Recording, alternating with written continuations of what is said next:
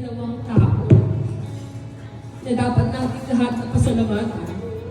Sila ang dahilan kaya ang bawat isa sa amin ay matagumpay sa bawat larangan na aming pinasukan at sa buhay na aming tinatahak.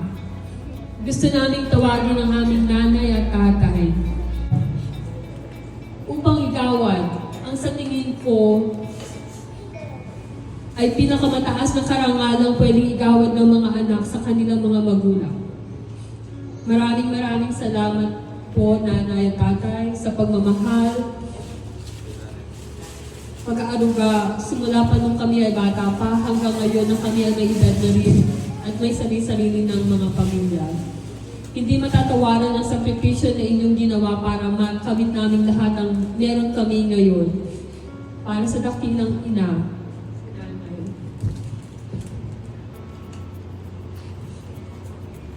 at sa dakilang ama, sa tatay.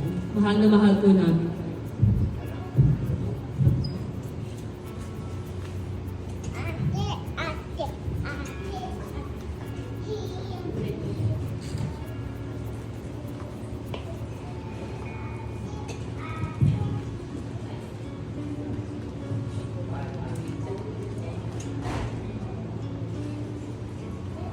Sa paulit na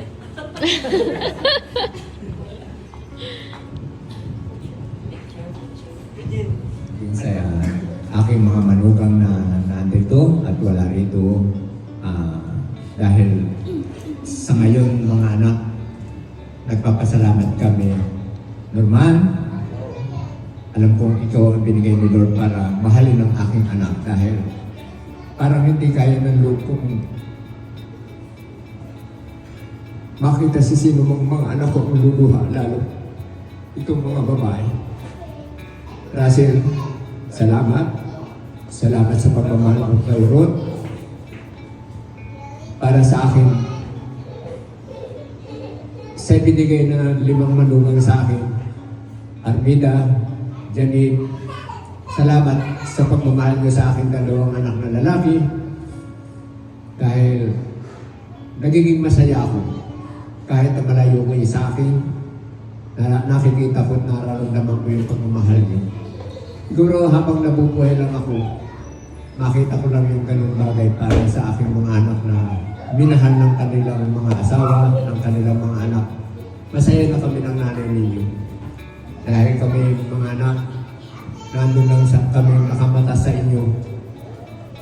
Pero pinasasalamatan namin ang 5 manugang namin na nakikita namin nararamdaman yung pagmamahal sa aming mga anak.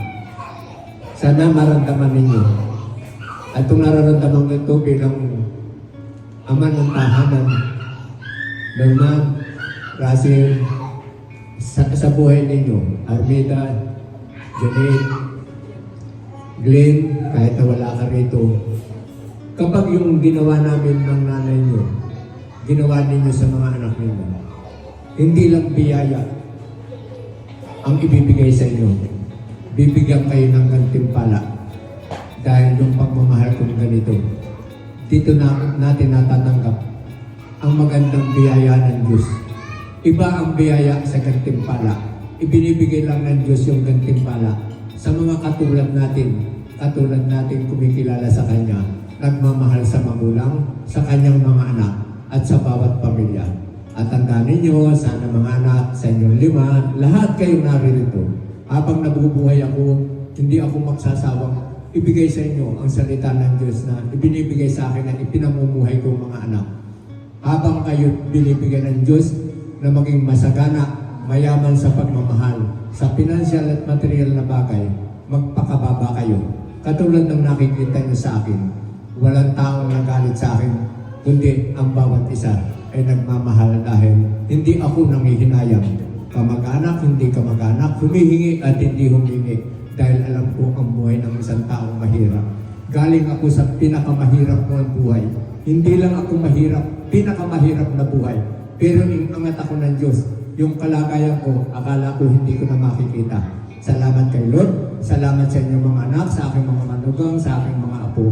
Nakita ko yung buhay kong ito at gusto kong ipagpatuloy ng Diyos sa inyo. Magmahalan kayo kahit na wala na ako sa mundong ito. love you mga anak.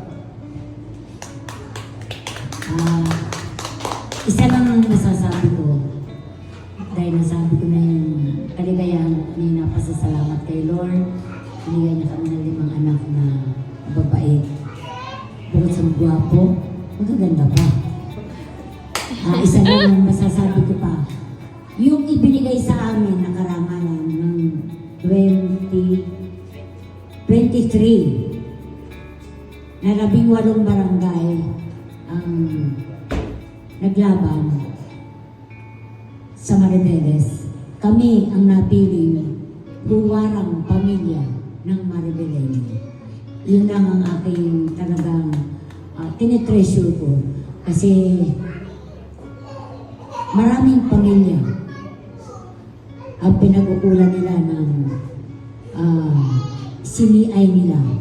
Alam ko dahil maraming nagsabi sa akin. Pero binigay ni Lord na kami ang mapiling huwarang pamilya ng 2023 ng Maribeles. Lord, salamat po. Salamat. Salamat.